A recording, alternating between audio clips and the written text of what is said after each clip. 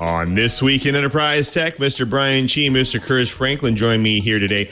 BlackCat ransomware groups evolve their tools. Security professionals look to do standards from a Bloomberg Terminal-like single pane of glass for security. And Deputy CTO of Indicio, Sam Curren, takes us on a journey of decentralized identities. You definitely shouldn't miss it. TWIET on the set. Podcasts you love. From people you trust. This is TWIT.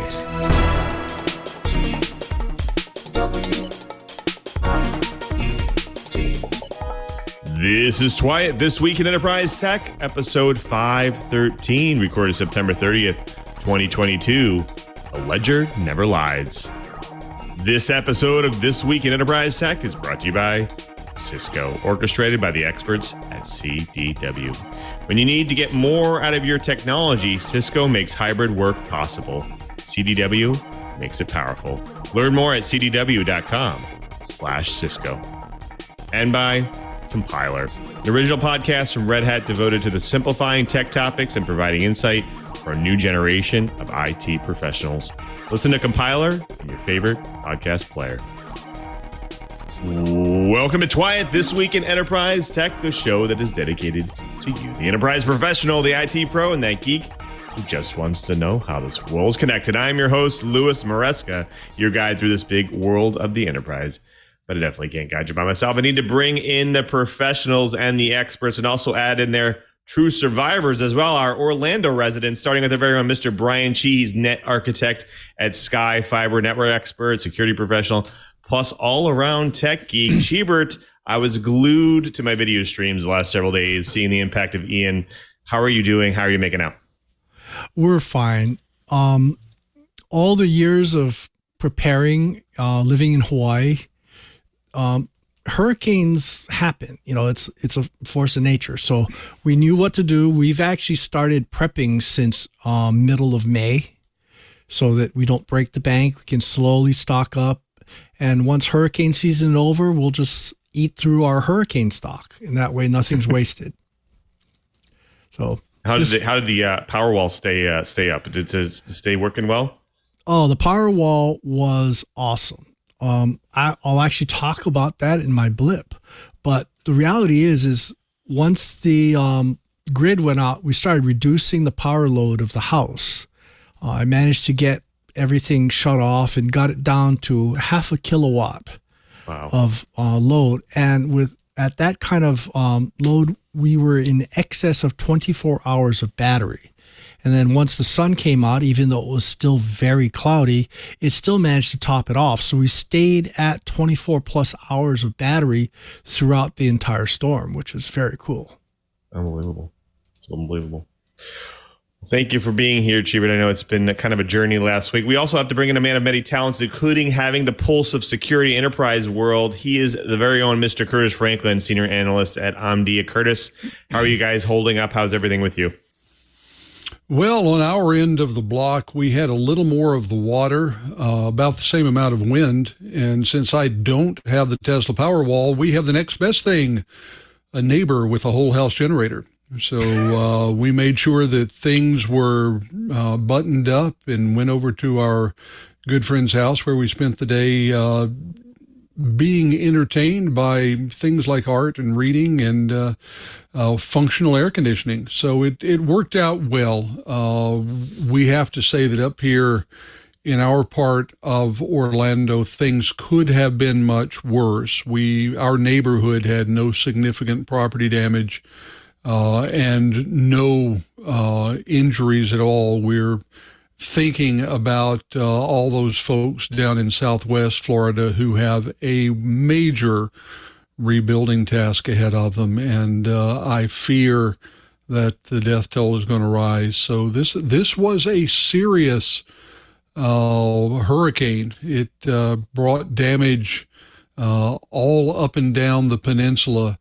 So it was a good reminder that taking preparation and warnings seriously is absolutely the right thing to do, whether you're in hurricane mode or computer security mode. It's a good reminder of where we can be. Agreed. Well, I'm so glad you guys could be here. I really appreciate it. Well, speaking of being prepared, I think we have to talk a little bit about enterprise security this week and what's going on in the news there. So we should get started. And as IT and security professionals strive for that single pane of glass to have a really good view into the health and security of your organization, imagine if you could have what traders and investment bankers have today. That's right, with their amazing Bloomberg Terminal that gives you the view of the entire universe potentially related to your security and health and your network services. Wouldn't that be nice? Well, we're going to get to just how that could be in your near future, and maybe even a standard in there a little bit as well. Plus, today we want to talk a little bit about verifiable credentials and identity space and the work to ensure a decentralized identity is as a big effort of the Indicio company. And today we have Sam Curren. He's deputy CDO of Indicio, and he's going to talk a little bit about just how you can actually move to a digital identity system that's more centralized, that's more closely related to physical identity credentials of today. So we'll talk about that. Lots of exciting stuff, so definitely stick around. But before we do, let's go ahead and jump into this week's news blips. Malware and ransomware crews are constantly evolving in their bag of tricks to ensure they are fly under the radar when they're infiltrating organizations. According to the Hacker News article, the BlackCat ransomware crew is no exception here. They have been spotted in the wild, fine-tuning and evolving their malware arsenal to be undetectable in today's standards. Now, to highlight what they're actually doing here, let's talk about one of their tools called Info. Now, there are reports of a new version of this tool, which is an info-stealing malware that is designed to steal credentials stored by Veeam backup software. It now has better capabilities to facilitate privilege escalation and lateral movements.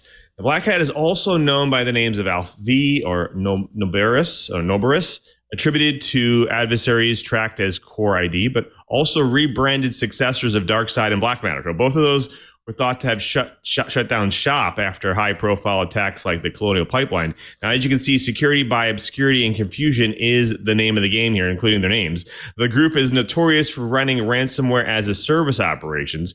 Core developers enlist the help of or affiliates to carry out the attacks in exchange for a cut of the proceeds. Alfie is also known for some of the first ransomware strains developed in the Rust language, later to be adopted by other groups like Hive and Luna. That means their malware is cross-platform and can even impact machines that run Linux and Macs. Now, the evolution of the group's tactics, tools, and procedures comes more than 3 months after the cybercrime gang was discovered exploiting unpatched Microsoft Exchange servers as a conduit to deploy ransomware. Now, subsequent updates to its toolset have incorporated new encryption functionalities that enable the malware to reboot compromised Windows machines in safe mode to bypass security protections. Its continuous development also underlines the focus of the group on data theft and extortion, the importance of the element of attacks to ransomware actors now. Now, what's also very concerning is there's also reports of groups like these being infiltrated themselves. That's right. The groups themselves are infiltrated, and they're exposing their tools to less experienced people who fork them and make them their own and do bad things with them. Now, it's part of the black market many people aren't aware of. And what this means is that more and more of you should be working with your organization to better understand the effect and standard approaches to protect yourself from ransomware attacks. According to an article published today at Dark Reading, businesses should be on the lookout for attacks targeting on-premises versions of Microsoft Exchange servers 2013, 2016, and 2019 that face the internet. This is according to a Microsoft statement confirming 2 Exchange Server zero-day vulnerabilities reported overnight. Microsoft said in an update today that it's already seeing, quote, limited targeted attacks, end quote, chaining the bugs together for an initial access and takeover of email systems. While Microsoft said that users of hybrid servers with OWA or Outlook web access were not affected by the vulnerabilities, security researcher Kevin Beaumont has said, and the security team at Rapid7 has confirmed, that the vulnerabilities do affect the web platform. Authenticated access to the Exchange server is necessary for exploitation, according to Microsoft. Beaumont clarified, quote, please note exploitation needs valid non-admin credentials for any email user, end quote. Now, the vulnerabilities are cataloged as CVE 2022-41040, a server-side request forgery vulnerability giving access to any mailbox in Exchange, and CVE 2022-41082, which allows authenticated remote code execution when PowerShell is accessed by the attacker. At this time, there is no patch for the vulnerabilities, though it's known that Microsoft is fast-tracking fixes since attacks are being seen in the wild. Microsoft has presented mitigations, including a blocking rule and a URL rewrite instruction for their vulnerabilities. Organizations running the affected email servers are urged to visit Microsoft's website for more details on these mitigations. Now, it's worth noting that the vulnerabilities were first disclosed by security firm GTSG, which is a firm out of Vietnam. The company said that it disclosed the vulnerabilities, which it described as being very similar to the proxy shell family of Exchange server vulnerabilities, to Microsoft last month, an act that would normally start the 120-day countdown of responsible disclosure. GTSG said that it only violated the responsible disclosure protocol when it saw active attacks in the wild. Now, Beaumont has dubbed these vulnerabilities proxy not shell and given them their own logo, while cautioning that the most secure action for organizations with vulnerable products is to stop using them until patches are available.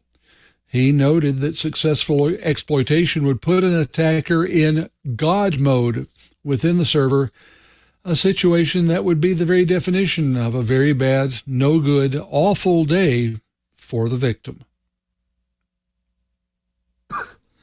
Well, this is not an article. This is just me ranting. So warning, rant on. One thing was very apparent in the days leading up to Hurricane Ian's landfall. Human nature was at work, with crowds looking for last-minute storm supplies, people getting angry at others for hoarding bottled water or other supplies, and in general doing storm prep at the last minute. Well, my wife and I grew up in the most isolated set of islands on Earth, Hawaii, and with just over 95% of all bulk goods brought in by ship. Any whiff of a major storm, dock strike, or anything else that could disrupt shipping would cause huge runs on supplies. The management of Costco were absolutely shocked at how fast their stock disappeared when they experienced their first dock strike rumor. They actually got wiped out 100% of their stock within 3 days. Florida, unlike Hawaii, can truck in a lot of goods, and like Hawaii, anti-gouging laws do exist to prevent things like $50 cases of bottled water. So what I did was start stocking up in May in gradual preparation for the June start of hurricane season. We also spent the money on ballistic nylon storm shutters. That's picture number 1. The idea of these storm shutters is they are similar to bulletproof vests. It's aramid yarn woven together very tightly and bolted into place. Well, our big mistake in slide number 2 is our contractor did a really, really bad job of measuring, and Curt and I actually had to use zip ties to secure the shutters. We were not pleased. Well, I also spent the money on a standing seam metal roof with solar panels clipped to the seam so that we had 0 holes in the roof. Additionally, we dug down deep into our pockets for a pair of Tesla Powerwalls. That's going to be picture number 3. Oops, wrong one, sorry. Solar plant, picture number 4. The cool thing about that third picture was that the Tesla Powerwall allows me to track my power usage. We actually managed to start turning a lot of stuff off and got our total house power consumption down to 0.5 kilowatt. And at that level, we were actually able to have 24 plus hours of battery life. And then once a little bit of sun came out, we were able to top off the batteries. So life is good. Now, one of the things that did happen that was interesting was that the fiber internet that we had, which is AT&T's absolute latest and greatest fiber internet option, is based on what's called XPON.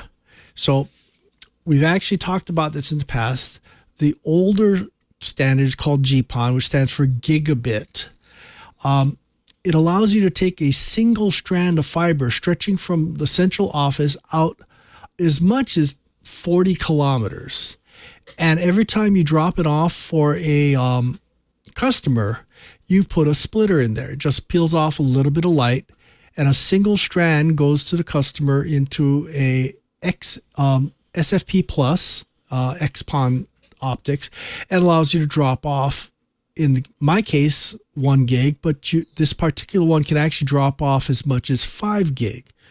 Now, just across town at a slightly older installation, a friend had the original 1 gig maximum AT&T fiber, and that actually went out very early on in the storm. We think because that central office is based in an old bunker of some sort, that it got flooded early on during the height of the storm. And we'll see. I'm actually trying to query some people through the AT&T system, whether or not that was the trick. Now, the last word.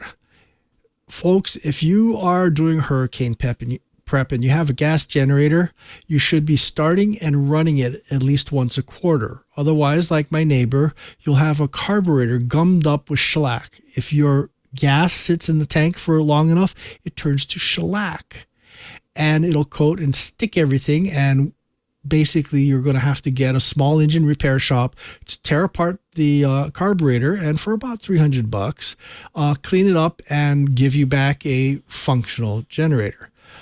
If you are going to buy a new generator, think dual fuel, because propane does not have that issue.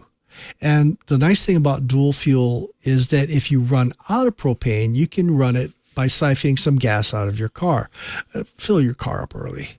Bottom line, make sure the generator is run outdoors. So you might want to, put a big giant eye bolt into a sidewalk or foundation or something and chain your gas generator down. There's been many cases of gas generators or generators in general being stolen by people that didn't plan ahead. So chain it down. And if you run your generator for any extended period, you should change the oil after you're done.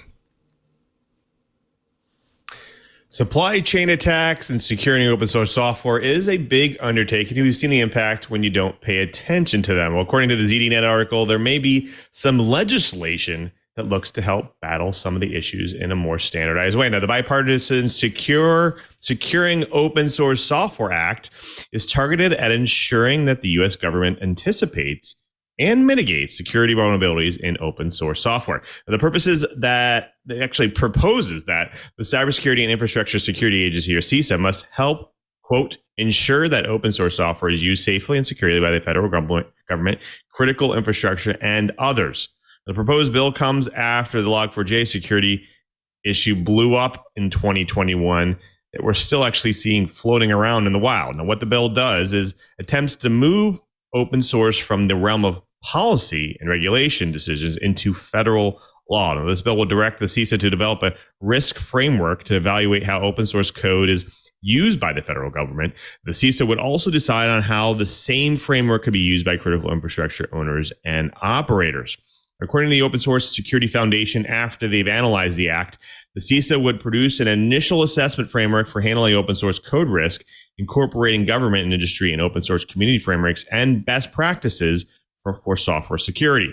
But basically, that means the CISA won't try and reinvent any wheels here, and they'll try to use best practices for existing open source security software. Of course, just because a bill reaches Congress doesn't mean it will become a law. Its committee advanced a bill to the Senate floor on September 29th. Now, that's very fast for any type of bill out there. That means that maybe 2023 will actually be the year for securing open source software. We shall see. Well, folks, that does it for the blips. Next up, we have the news bites. But before we get to the bites, we have to thank a really great sponsor of This Week in Enterprise Tech, And that's Cisco, orchestrated by the experts at CDW. The helpful people at CDW understand that hybrid work continues to evolve and that your organization must evolve with it to succeed. And with so many options to collaborate remotely, you need a strong and consistent network to empower your workforce and keep them together. Consider a Cisco hybrid work solution designed and managed by CDW experts to deliver the same quality of network experience to all of your offices, even your satellite ones, connecting your team from pretty much anywhere. Because Cisco networking keeps things flowing smoothly and securely with embedded security, compliance, and multi-factor authentication that protects collaboration among your spread out team. And with real-time visibility into distributed application security, user, and service performance, you get a better line of sight in how your network is operating and how better to grow your organization.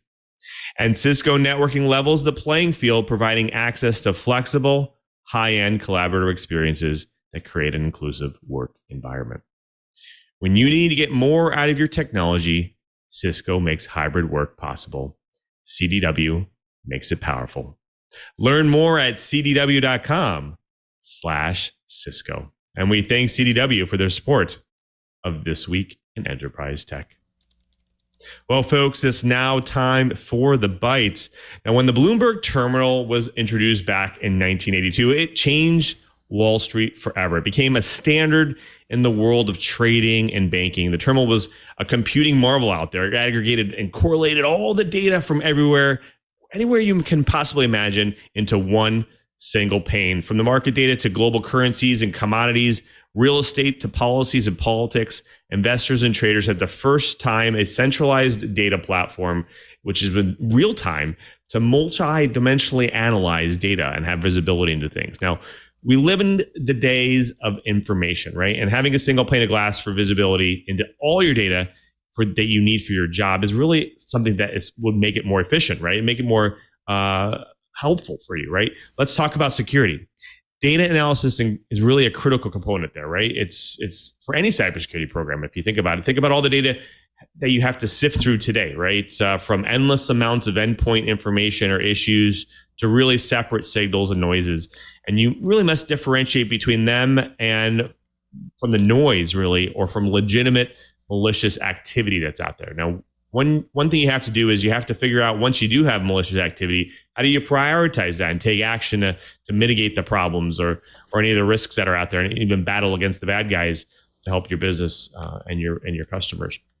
Well, you may ask, well, what about ML and AI, right? They're helping things out there. There's solutions being developed by different technology providers out there. Can they help manage or advance security? Well, problem is a lot of those solutions are actually developed in isolation. They're built in a bubble, and they're very complex, and they don't have the ability to really scale to all scenarios that organizations might have. The question is, what if you had a Bloomberg-like terminal for cybersecurity? Well, that's that magic single pane of glass that can gather and correlate all the data for security professionals to help them do their job. That would be amazing, right? Well, I'm going to bring my co-host back in a moment to talk about that, because I want to ask them exactly that. What if they had that, right? Personally, the current approaches for most organizations to actually reduce their business risk and protect critical assets really isn't working, or it's not really scaling to that complex set of attack vectors that are out there or methods that other people are using. Now, the focus has been on protecting infrastructure, data centers, and devices, but that's by using really a complex set of barriers to really limit access. And in fact, despite the attention to zero trust architectures out there, it seems that the industry is really struggling to turn known issues into other conversations of architecture. The businesses are encouraged to move away from those moats and castles and towards securing access and applications, but really practitioners out there still tend to focus on building fences around the most critical assets instead of securing the assets themselves. I don't have to tell you that data is really arguably the enterprise's most important asset out there. Data breaches exposed 21 billion records just in 2021. That's why cyber criminals tend to target it, and governments around the world regulate it. As the enterprise transitions to the cloud, this shifts dramatically and increases the threat service of any organizations, and much of that activity is outside the visibility of security terms. Now, according to Gartner 2022, the Gartner predicts Consolidated security platforms are the future. That's right. Vendors are increasingly divided into platform and portfolio camps, with the former integrating tools to make a whole that's greater than the sum of its parts, and the latter package it products with a little integration. Now, technology consolidation is not limited to one technology or even to a closely related set of technologies. These consolidations are happening in parallel across many security areas. I want to bring my co-host back in and throw the question out there. What if we did have a Bloomberg-like terminal of security professionals? What do you think, Curtis? Well, this is something that we talk about with a number of vendors. And on the one hand, you're right. It is the platonic ideal for the data presentation in security. Everyone would love to have one pane of glass that would talk about things. The real problem is twofold. The first is who provides that pane of glass, and the answer is that whoever it is has a remarkable amount of control over the budget and the operation of the security center. Now, there are some companies out there who are logical candidates. Splunk is one. But even Splunk will, tell you that they don't really present themselves as that sole single pane of glass for security. The other big question is single pane of glass for whom? Do the first level, the tier 1 and tier 2 analysts need the same single pane of glass that the CISO gets? And the answer is not really. Each role within the organization, within the security organization, is going to be getting a separate set of information that is perfect for their role. The fact is that the Bloomberg terminal is a great tool for a particular role. I mean, it's designed for the trader. And we can have single panes of glass for the tier 1 analyst, for the tier 2 analyst. We can even have a single pane of glass for the CISO. What we aren't going to have, I think, is the single universal pane of glass that prevents the kind of alert fatigue that people are worried about being a serious issue for analysts, because there's just too much data. Cybersecurity in the modern enterprise is too complex an issue, even with the necessary assistance of AI and machine learning. It's a glorious concept. I would love it. And so would lots of other people. But I don't know of anyone who thinks that it's a realistic possibility for any time within the next half decade or so. Good point. Now, Cheebert, I want to throw this to you because you've talked about SIEM in the past. A lot of organizations are kind of moving to this model to help them with things. Is this just a facade for them? I actually think the issue is quite a bit more basic. It's human nature. I've been part of several IETF committees and one IEEE committee, and getting people representing different points of view or different product lines is part of a standard, because that's what it's going to require. There's going to be required some standards to get a single pane of glass for just about anything. Now, in the case of Bloomberg, they were the big dog on the block, and they could go and force that issue. In the case of security, we've got way too many people in the game that have way too many different issues and aspects that they want to support, and their product line. They want to sell their product line. And so getting a single pane of glass, I think, is a wonderful thing. I think it's a great goal in life. But we're going to have an awful lot of battles in the standards committee before something like this actually happens. It's great. I've seen the Bloomberg terminals. I think they are spectacular. I've dreamed about it in security or the network world, knock or sock. I just don't think we're going to get one anytime soon because human nature. Bummer. Agreed. Yeah, I think there's a lot of solutions out there that get you only so far. And I think Curt has touched on them a little bit. Obviously, there's these whole security information event management solutions. There's log event managing. There's tools like Splunk.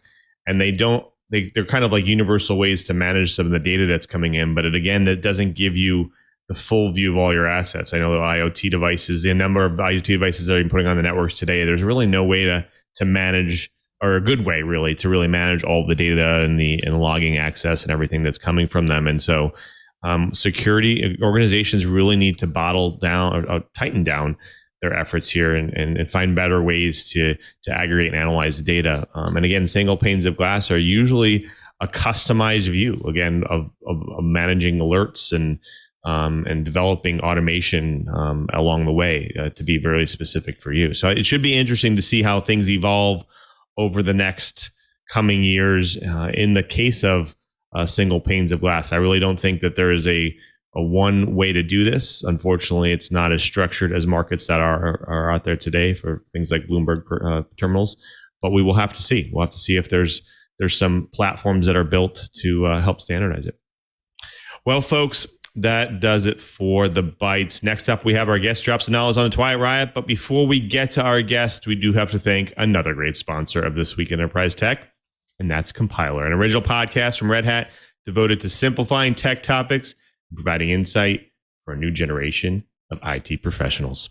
Hosted by Angela Andrews and Brent Simoneau, Compiler composes the gap between those who are new to technology and those behind the inventions and services shaping our world. Compiler brings together stories and perspectives from the industry and simplifies its language, culture, and movements in a way that's fun, informative, and guilt-free. Do you want to stay on top of tech without the time spent? Well, an original podcast from Red Hat, Compiler presents perspectives, topics, and insights from the tech industry, free of jargon and judgment.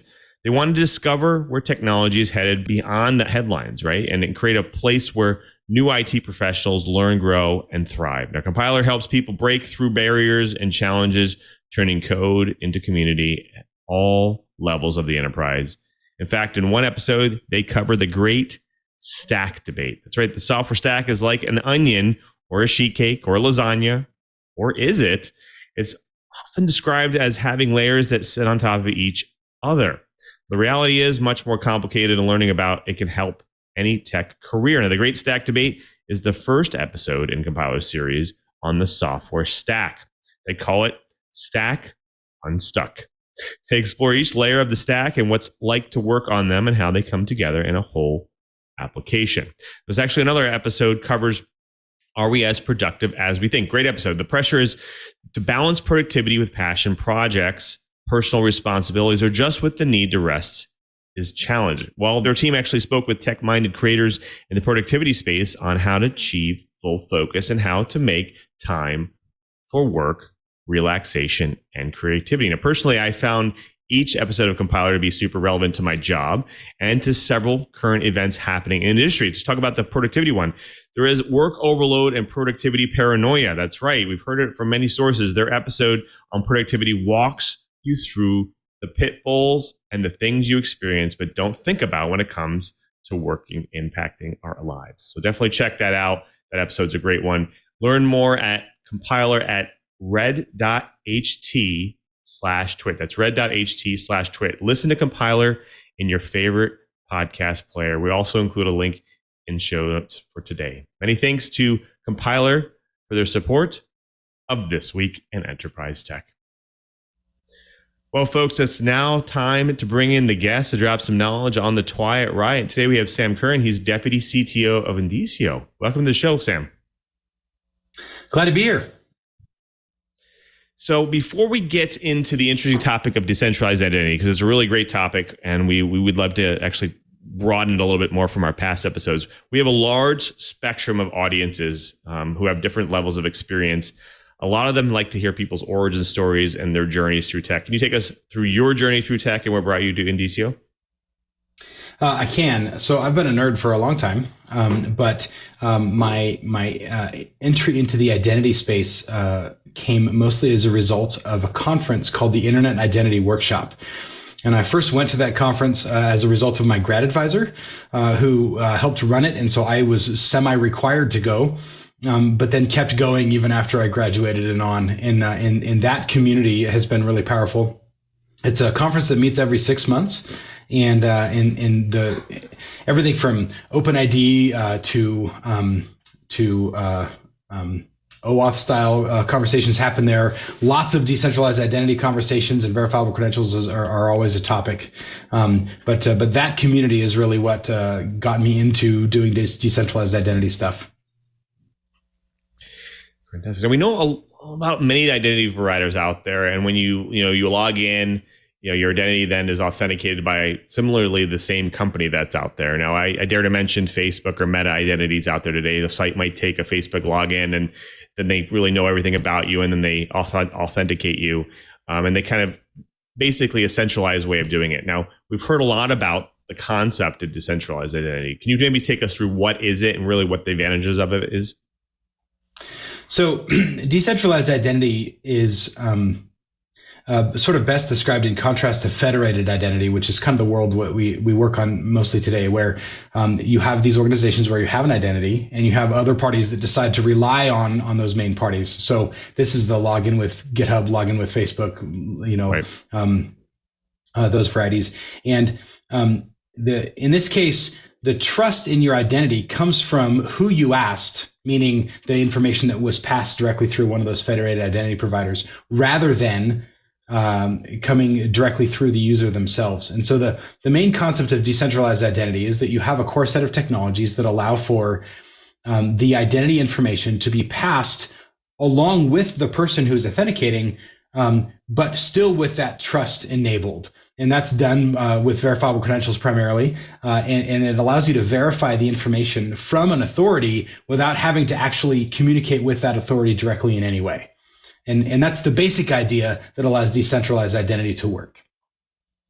It goes along with the normal concept of like personal identity today, where you walk up to somebody and you can show them some piece of identification and they understand who you are. And obviously it follows a similar concept. How does that happen in the digital sense, though? Well, so this is a really good conversation, right? Is that most of the we talk about online identity, but let's go to like cards in your wallet. Right. I have a driver's license as the classic example, and it's good for a number of reasons. If I want to go into a bar, they look at my driver's license to see if I'm old enough to be served alcohol. Right. And so that's maybe an unintended use of my driver's license. The state issued it to me to be able to keep track of who's authorized to drive a vehicle. But it gets used for lots of other cases. Proof of address is one of them. Certainly I can use it when I go to the airport. And so there's all these sort of side effect use cases of identity, and that's not a bug, that's actually a feature. And federated identity doesn't really allow that today. It doesn't allow me to present the data that I might have from a variety of online authorities or providers and present it sort of anywhere that I wish for whatever purpose. And so one of the side effects of decentralized identity is that if I am issued a credential that has these verified claims in it, then I can go and present it to somebody else without the issuer actually knowing or being involved. And that actually promotes a wide variety of identity-based use cases that aren't really supported using the online identity models that we have. Now, we hear a lot about decentralized identity, how it relates to the Web 3.0 concepts that are out there. How is this kind of relating? Is it use blockchain technology? So it can. It doesn't have to. This is a large area of contention. So blockchains turn out to be really great for high available, immutable data that everyone can refer to. There's often consensus mechanisms which makes them attack resistant. And so the short answer is no, you don't have to use a blockchain, but you need to be ready to solve all the problems that a blockchain does if you want a robust system to be built on it. So underneath verifiable credentials are usually DIDs, decentralized identifiers. That was a standard recently ratified by the W3C. And not all DID methods have a ledger underneath of them, but many do, specifically because of the advantages that ledgers give you. But no, not technically required. Interesting. So, we hear a lot about, we've had a lot of, identity and, experts on the show, and they've talked a little bit about Fido and the technologies that go along with that. How is it different? Maybe how does it complement decentralized identities? So Fido is primarily the idea that rather than using something like a username and a password, that you're going to prove key ownership. And you do that by typically signing a challenge. And often that's a hardware device or an app on your phone that helps you to do that. Decentralized identity takes that concept a little further in the sense that not only are you proving key ownership, but you can actually then communicate based on your decentralized identifier, your DID, and actually interact with other folks as well. So it's a similar concept, but advanced further in a way that I think is really powerful for the internet. I mean, this probably come up on the show before. You don't. The internet was created without an identity layer, primarily because all the people that were running it knew each other originally. And so, as that expanded, we kind of have never really gotten there. The closest thing we have today as an identity layer is email addresses, because you can both prove access to them and they're a method of communication. And so Fido does the prove who you are, or that you are in possession of the same hardware security token that you were last time, but doesn't really solve the communication aspect. And so decentralized identity ventures further into that road for both communication and for portable trust in verifiable credentials. So it's similar ideas at the start, but it takes it a little further on purpose. Right. So decentralization and democratizes data and access. It sounds great for individuals, but what is really the real advantage for organizations? Like what's the means for them to move to it? So a huge example that's often overlooked is decreased integration costs. And I'll give you an example that we as a company have worked with. We did a pilot project with the island of Aruba and the health department of New York State. This was mid-pandemic. There was a project already going on that CETA was helping with to eliminate lines in airports when you arrive at a destination. But the pandemic showed up, and so the efforts pivoted to focus on the pandemic. And as part of that, they wanted to know that the island wanted to know that you had a particular test, that you were either vaccinated or you had a negative COVID test. And they didn't directly have a relationship, of course, with all the health departments that could exist in the U.S. And so the technology that we use, verifiable credentials, of course, the subject was issued a verifiable credential of their test results and could then present them when they arrived in Aruba, or actually in advance of arriving at Aruba as well. And the advantage there was that there's some governance. I'm glossing over a handful of things, but the governance involved meant that Aruba could trust the test results of a health lab that they had never communicated with or heard of before because of the architecture of making this happen.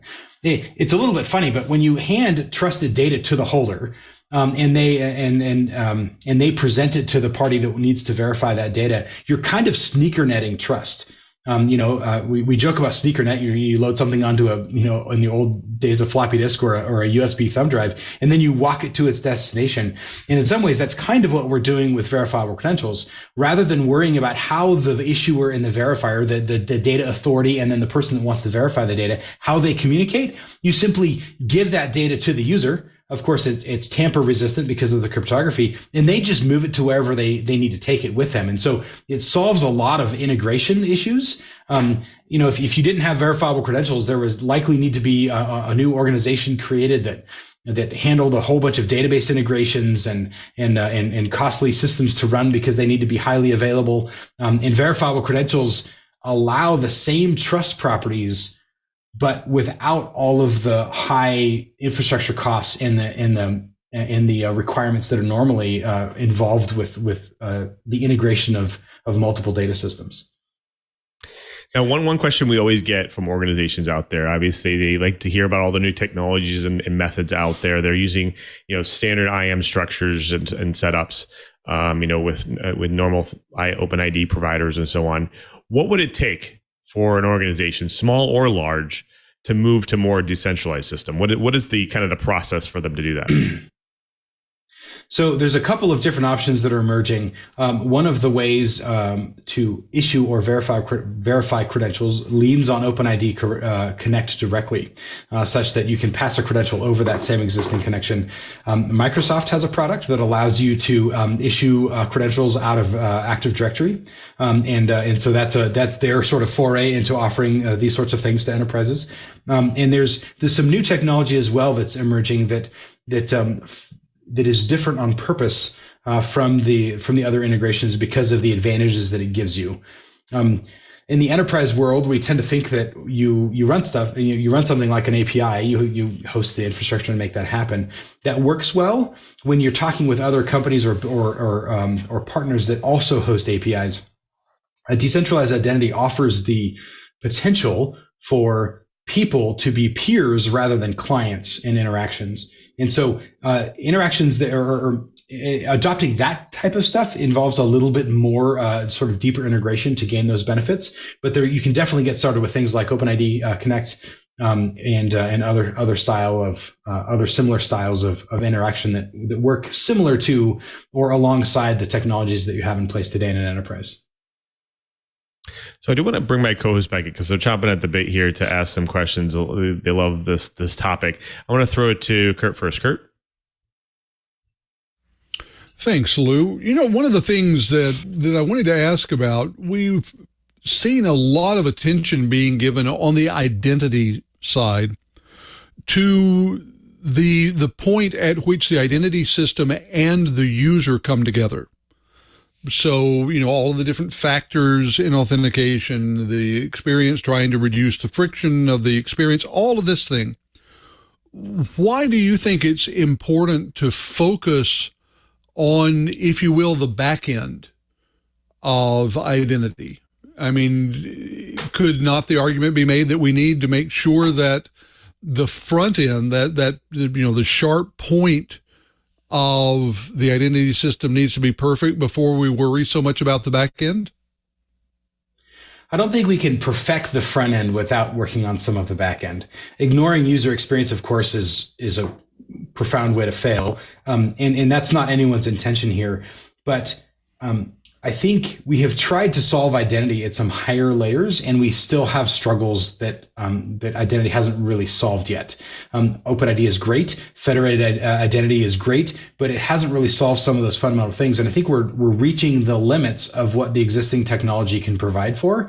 And so we're having to go deeper to try and reorganize some of this stuff. At the same time, a lot of the stuff we're doing is not new. Ledger technology is newish, but PKI technology is not new. And a lot of what we're doing, even the ledgers are doing, is simply sort of a remix of PKI in an attempt to get PKI to go further than it has before in helping us solve problems.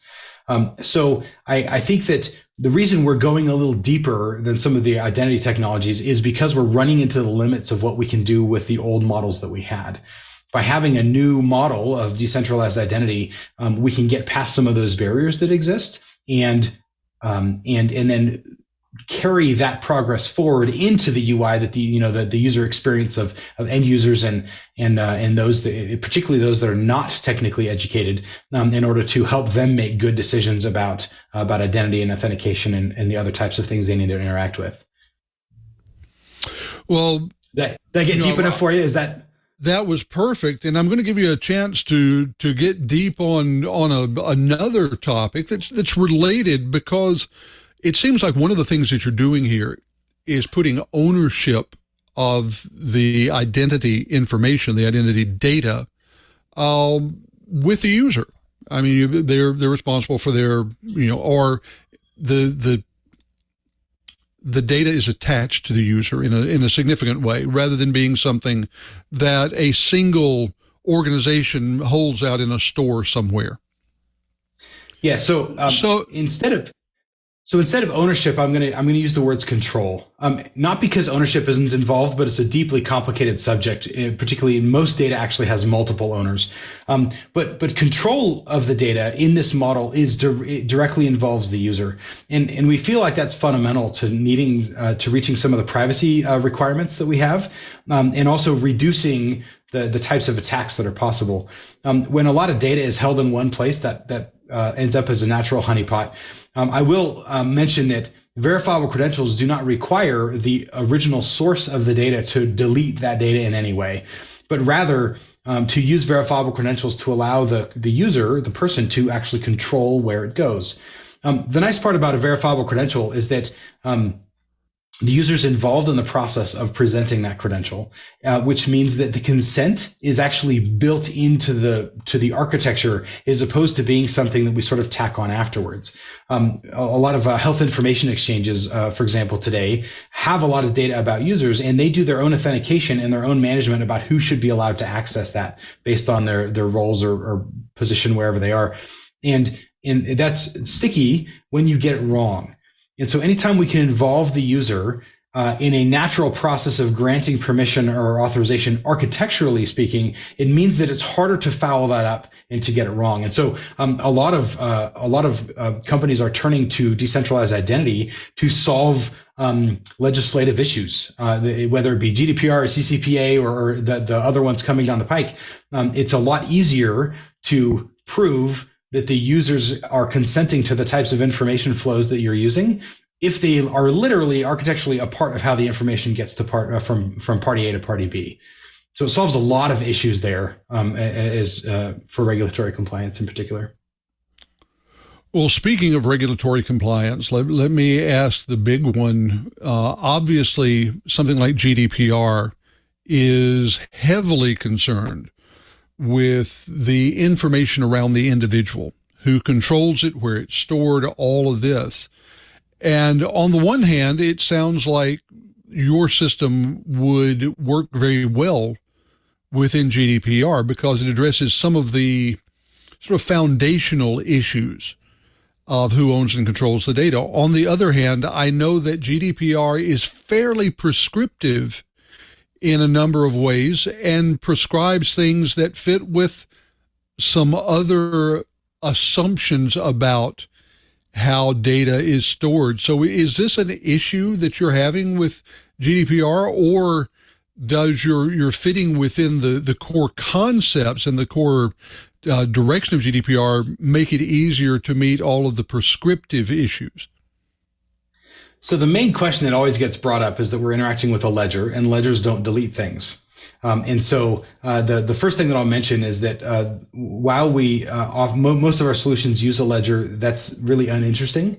The only thing that ends up on a ledger is a public key, an identifier, and often an endpoint. And so there's not actually any PII that goes on the ledger, personally identifiable information, that goes on a ledger on purpose. All of that personal information is actually transferred party to party directly, and so that there's not a permanent record, of course, even hashed or encrypted, that ends up on a ledger, and that's pretty important. GDPR is not really a problem because it was written in such a way that allows us. It took a while for the ledger world to sort of understand how it would apply, but it turns out to be okay. There are some future legislative efforts that we're paying more attention to. Europe is working on EIDAS 2, which is the second version of their digital identity framework that they're promoting, and there's definitely some legislative decisions that don't really favor the growth of the right technologies, and this is hard. I understand when legislators want to make things better, but it's really difficult, particularly with rapidly moving technology, to legislate things that only do good and don't do bad. I mean, this is a little bit of a squirrel, but the USB-C regulation that the Europe has decided on, I don't think is actually very good. Not because I don't like USB-C, but because I worry that it will stifle innovation of a better plug design. And to apply that to decentralized identity, I think that if you make the wrong legislative decisions, there can be long-term consequences to the development of this technology.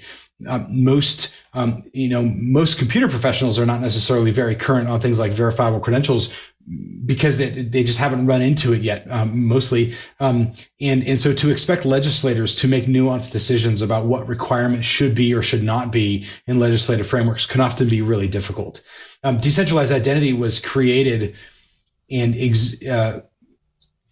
on the time frame such that the GDPR didn't really consider it in the creation of that legislation, and so we're lucky that there's not a real conflict there. But we can't expect that to happen every time something like this comes along. So part of being involved in identity is trying to communicate and guide governments as much as you can into either adopting or at the very worst not harming the development of this privacy preserving technology. Ooh, my turn. Let's go back to the example of the driver's license. I've worked in the federal government a lot, and you would not believe how many fake driver's licenses I've actually seen. One of the great wishes in law enforcement has always been a way to rapidly and easily validate that a driver's license is real. Can we use blockchain? We can't. So I'm gonna rephrase your plea here. Can we use decentralized identity? Blockchain is sometimes involved, and the answer absolutely is yes. There's the government already has verified information on you. That's what they're using to print a driver's license. Cryptography is a lot harder to break than to create a fake looking replica of a driver's license. Let's not even get into COVID vaccination certificates, but even a driver's license, it's not that hard to fake an approximation, but cryptography either checks out or doesn't check out. And that's one of the advantages of it. And so we can definitely get to that point. There's two types of trust that are required to really get a driver's license the way you're describing. One type of trust is cryptographic trust. You're making sure that it has not been tampered with since it has been signed by a particular key. The second type is a governance trust. Is that just because it's been signed by a key doesn't mean it's been signed by the right key or the right set of keys. And so there needs to be the development of governance systems that allow police officers or even regular individuals to be able to validate that a driver's license is in fact real. And that is a lot more of the organizational or logistical side of PKI than the actual cryptographic side. How do we know that this driver's license was issued by the state you live in instead of Joe down the street? Right, because Joe can also make up a key and create that, create a verifiable credential and sign it properly, but it doesn't matter because no one cares what Joe thinks or the fact that Joe is issuing a driver's license. And so that we've got a reasonable handle on the cryptographic trust side of things on how to make this work. The governance side is still developing. We're actively involved in that. The Aruba example that I gave was a huge leap forward in demonstrating that type of decentralized ecosystem governance. But that type of architecture that allows existing authorities to be recognized for the information that they should be trusted for is a really important area of advancement that I expect to see a lot of movement in within the next year. Okay, so my next question is, I'm going to ask how let's go into your crystal ball. Apple seems to think that they're going to try and backdoor in a identity dongle with their Apple Cache system. What do you think? Do you think they're on the right track, or do you think Apple's just trying to get more Apple hardware out? Apple does a good job serving Apple. I think it's a mistake to assume that the decisions that Apple makes are really for the large benefit of humanity as a whole. And so there's definitely a lot of concern about that. In fact, one of the efforts that is very, very new is called the Open Wallet Foundation, that's being formed at the Linux Foundation. And the motivation there is to try and prevent the further calcifying of mobile vendor wallets as being the only wallets that people actually use on a device. I don't know how successful that effort's going to be. I am optimistic about it, but I think that I think there's a lot of attention in how we guide or influence those mobile platforms to do the right thing. And I have two opinions here. One is it would be great if they did the right thing and they actually joined and worked with a larger community of experienced professionals that know how to do this stuff and got on board with that. On the other hand, I don't think they can really kill it unless they decide that they're not going to allow any apps on their mobile platform that perform wallet-like functionality. Because there's already a whole bunch of apps out here that allow you to interact with verifiable credentials. And so unless they decide to kill those, I don't actually think that they can impede our progress very much. I think they could accelerate it if they chose to get involved and to do things in a healthy way. But I don't think they can actually impede its development in particular very much. They could be annoying about it, but I think ultimately that we're going to end up with a much better solution in the future because of that. So I hope, development never happens quite as fast as you hope it will. But I hope that we can keep moving at a pace that the mobile vendors are going to have to pay attention at some point, and then get involved, and hopefully they make good decisions when they do so. That was a little bit of a squishy answer to your question. Hopefully that was what you're looking for. Fantastic. Well, unfortunately, time flies when you're having fun. The show went really fast. Sam, thank you so much for being here. Since we're running a little low on time, we do want to give you a chance to tell the folks home where they can find out more information about Indicio and maybe even decentralized identities. So I do work for Indicio. Indicio.tech is the URI there that will help you find out more. We are a company that strives to help people with identity problems. And so we lean heavily on open source. We contribute to the related projects in the ecosystem, lots of them based at Hyperledger. We're involved at working groups all over the place with different organizations. And so I have two general pleas. If you are interested as a company, we'd be happy to, as Indicio, to talk to you about this. And even if you're not interested in using us as a vendor, and you're interested in this, then please get involved with the community efforts that exist. The Decentralized Identity Foundation is one of those groups. The Hyperledger Indian Aries projects are very focused on this. And the W3C Community Credentials Group is another area where lots is done about this. If speaking about identity for 3 action-packed days where you set the agenda is in your interest, in the middle of November, the Internet Identity Workshop is an excellent place to attend. In any of those community events, you'll meet lots of people. You can get involved and to help further the work along. We likely need your expertise and perspective, and that will help the whole thing be better. So whether we can serve you as a consulting company, or one of the products that we have will help accelerate your efforts, that's great. If not, we'd love you to get involved in the open source community. We're a big believer and a big supporter of it. So thanks, and I hope to see all of you involved. Well, folks, you've done it again. You sat through another hour of the best thing enterprise and IT podcast in the universe. So definitely tune your podcatcher to TWIET. I want to thank everyone who makes this show possible, especially to my co-host, starting with our own Mr. Curtis Franklin. Curtis, what's going on for you in the coming weeks? Where can people find you?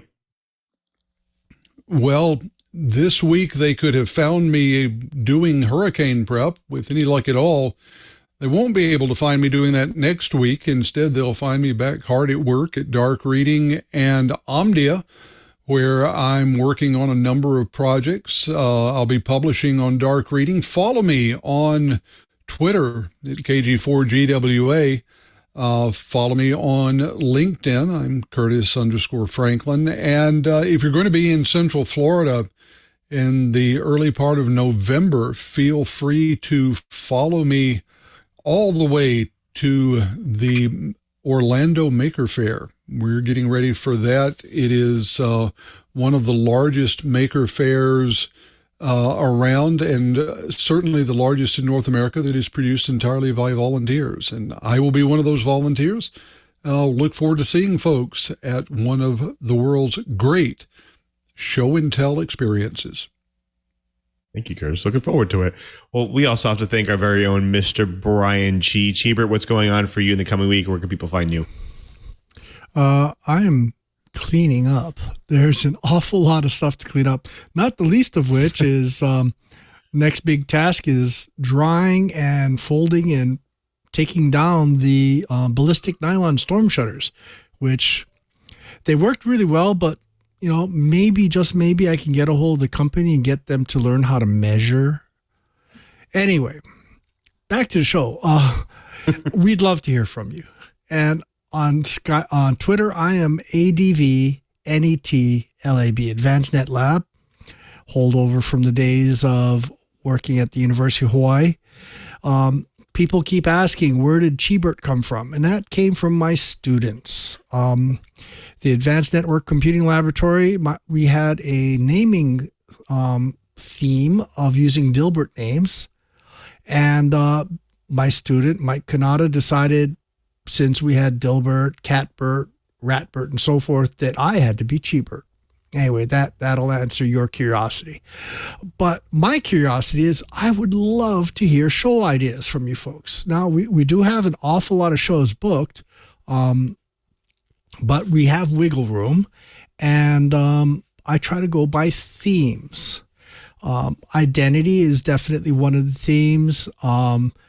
SaaS, you name it. We have lots of different themes that we try to fulfill, and a lot of the bookings are fit into those themes that you suggest. So we'd like to hear from you. The other way of hearing from you is you can throw email at me. My email is Cheebert, CheeBert @twit.tv. You're also welcome to send email to TWIET @twit.tv, and that'll hit all the hosts. We'd love to hear from you, even if it's in your native language. Just beware, I'll be using a machine translator. But we've had some amazing questions from folks in France, Germany, Africa. I actually still correspond with some folks that live in Joburg, South Africa. And we can have some fun bouncing some ideas back and forth. So we'd love to hear from you. I'd love to hear show ideas. Just, to the folks in the Carolinas that are getting the Ian, be careful, be safe. Thank you, Cheebert. Well, we also have to thank you as well. You're the person who drops in each and every week to get your enterprise and IT goodness, to listen to our show, and want to make it easy for you to watch and listen and catch up on your IT and enterprise news. So go to our show page right now, twit.tv/TWiET.